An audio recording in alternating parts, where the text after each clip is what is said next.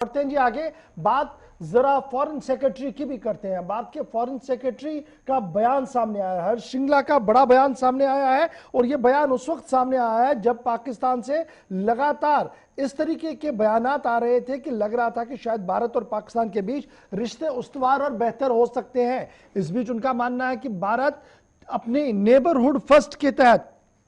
जो policy adopt की गई है उस पर आज भी आगे बढ़ रहा है। ताहम हालात को बेहतर बनाने के लिए अभी भी पाकिस्तान और चीन को काफी कदम आगे बढ़ाने होंगे। यानी शहरियों की हिलाकत पर दोस्ती को कायम नहीं किया जा सकता है। हर्ष श्रृंगला का बड़ा बयान, लेकिन साफ उन्होंने किया कि भारत चाहता है कि अपने हमसाया मुल्कों के साथ दोस्ती और यकजहती के साथ रहा जाए, क्योंकि नेशन जो नारा हमारा है मुल्क के अंदर कि नेबरहुड फर्स्ट, इसको जिंदा रखने के लिए लगातार भारत अपना मौक़िफ़ जो है वो पहले भी वाज़ेह कर चुका है। मजीद क्या कुछ ये खबर है, क्योंकि हर्ष श्रृंगला साहब का बयान आना और ये बयान उस वक्त आना है जब वर्ल्ड फोरम पर कई चीज़ें चल रही हैं। क्या कुछ इसको माना जाए, क्योंकि पाकिस्तान और उसके साथ साथ फिर चीन, दोनों का नाम उन्होंने आज इस बातचीत के दौरान रखा सामने, जब ये खबर हम आपके सामने रख रहे हैं। मजीद क्या कुछ खबर है, रहमत कलीम इस वक्त मेरे साथ है। रहमत, बहुत शुक्रिया जज ज्वाइन करने के लिए। पहले ये बताइएगा कि हर्ष श्रृंगला साहब कहां पर मौजूद थे जब ये गुफ्तगू उन्होंने की है, क्या मीटिंग थी और क्या वाकई तौर पर पाकिस्तान और चीन के लिए इसी तरीके का मौक़िफ़ इख्तियार किया जो सोशल मीडिया या ज़रा ब्लॉग के कुछ हवालों से हमारे पास है? जी देखिए, बिल्कुल पाकिस्तान और चीन को इस कैटेगरी से थोड़ा सा अलग रखा, जिस कैटेगरी के लिए असल में ये मीटिंग चल रही थी। एक तरह का ये प्रोग्राम ऐसा था जो हिंदुस्तान की जो पॉलिसी है नेबरहुड फर्स्ट पॉलिसी जो है,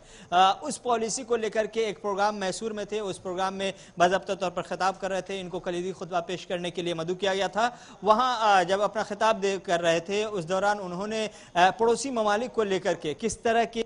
रोल होने चाहिए, क्या पॉलिसी होनी चाहिए, इस पर बात करते हुए नजर आया। इस पॉलिसी में सबसे पहले उन्होंने बात की कि जिस तरह से हमारे पड़ोस के ममालिक के साथ रिश्ते हैं, उनमें अगर सिर्फ चीन और पाकिस्तान को छोड़ दिया जाए तो बेशतर ममालिक के साथ हमारे बहुत ही क्लोज रिश्ते हैं। और दो जो अहम मुल्क है, पड़ोसी मुल्क है, उन दोनों के हवाले से खासतौर से कहा गया, चीन और पाकिस्तान के हवाले से, कि उनको इन कैटेगरी से बाहर रखिए। दोनों के साथ जो मसला है क्यों रखा गया उसकी वजह उन्होंने बताई। उन्होंने कहा कि हमारे LAC पर जो मामला है हिंदुस्तान और चीन के दरमियान, उसमें जो सूरत हाल है हम उस पर तब तक समझौता नहीं कर सकते जब तक कि हमें 3 म्यूचुअल अंडरस्टैंडिंग के साथ नहीं गुजरना हो। यानी उन्होंने कहा कि हमें म्यूचुअल एक तो रिस्पेक्ट की जरूरत है, म्यूचुअल हमें सेंसिटिविटी को समझना है, और साथ ही साथ हमें म्यूचुअल इंटरेस्ट को भी कहीं ना कहीं ख्याल रखना होगा। इन 3 जो है ना बाहमी इत्तेफाक के साथ ही हम आगे बढ़ सकते हैं। लेकिन हमारे इन तीनों बाहमी इत्तेफाक में से कुछ ऐसे पॉइंट्स हैं जिस पर दोनों मुल्कों के साथ इत्तेहाद या इत्तेफाक नहीं हो पा रहा है, जिसकी वजह से हमारे रिश्ते चीन के साथ नहीं मजबूत हो पाए हैं, लेकिन रिश्ते बरकरार जरूर हैं।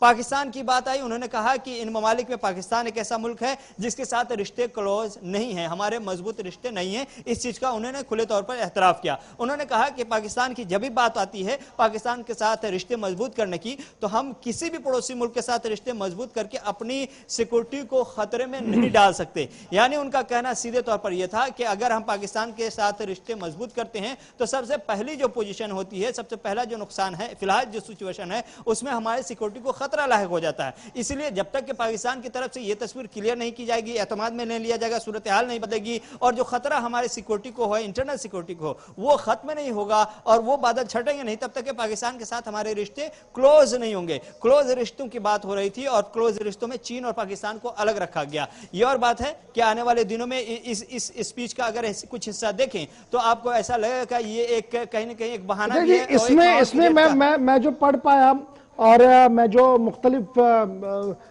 तज्ज़िया निगारों की बात को अभी तक सुन पा रहा हूँ, वो ये है कि जनाब सिल्वर लाइन तो इसमें ये है कि भारत ने आज इस बात को एतराफ़ कर लिया कि जनाब हम हमेशा के लिए दुश्मनी के मोड़ में नहीं रह सकते हैं। लेकिन पाकिस्तान का नाम लेकर जब हर्ष श्रृंगला साहब बात कर रहे थे तो उन्होंने कहा कि ये लॉन्ग स्टैंडिंग इश्यूज है जी, बट वी जो अभी की ज़रूरत है वो ये है कि रिलेशंस तभी बेहतर हो सकते हैं जब पाकिस्तान की इस्टेब्लिशमेंट भी 2 कदम आगे बढ़े, क्योंकि हम खून यानी अपने नौजवानों का या अपने